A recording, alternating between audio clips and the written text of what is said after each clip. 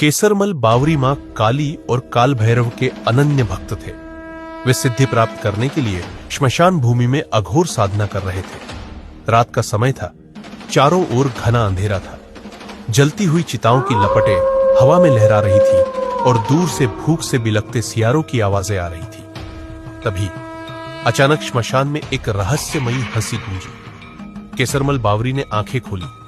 कोई नहीं था, लेकिन जैसे ही उन्होंने मंत्र जाप जारी रखा, उन्हें किसी के पैरों की आवाज सुनाई देने लगी। वे जानते थे कि यह कोई सामान्य जीव नहीं था।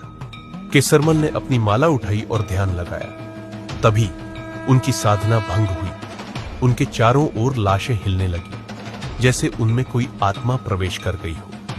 अचानक एक कंकाल खड़ा हो गया और उसकी आंखों से रक्त टपकने लगा। एक भारी गूंजती हुई आवाज आई, साधक, तूने काल भैरव का आह्वान किया है, पर क्या तू उनकी दृष्टि सहन कर पाएगा? अचानक आकाश में भयंकर गर्जना हुई। श्मशान में जलती हुई चिताएं एकदम से बुझ गईं और चारों ओर गहरा अंधकार छा गया। एक क्षण बाद केसरमल ने देखा कि उनके सामने एक विशाल भयंकर आकृति प्रकट हुई। काल भैरव स्वयं प्रकट हो चुके थे।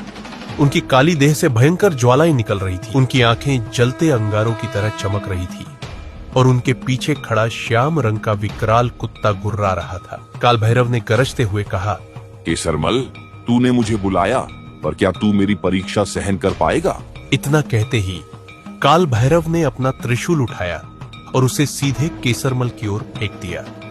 जैसे ही त्रिशूल केसरमल के सामने आया, मां काली की एक अदृश्य शक्ति ने उसे रोक दिया। काल भैरव हंसे और बोले, तू सच्चा भक्त है।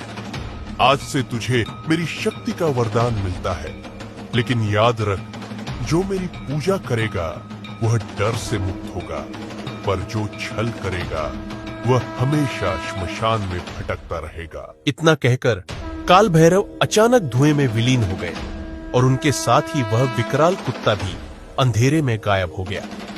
जैसे ही काल भैरव गायब हुए, श्मशान में रहस्यमयी शांति छा गई। चिताएं फिर से जलने लगी और हवा में भैरव मंत्र गूंजने लगे। उस दिन के बाद केसरमल बावरी की सिद्धि पूर्ण हुई, लेकिन उन्होंने यह सीख ली कि काल भैरव की कृपा पाने के लिए भय का सामना करना पड़ता है और जो सच्चा साधक होता है वही उनकी शक्ति को धारण कर सकता है।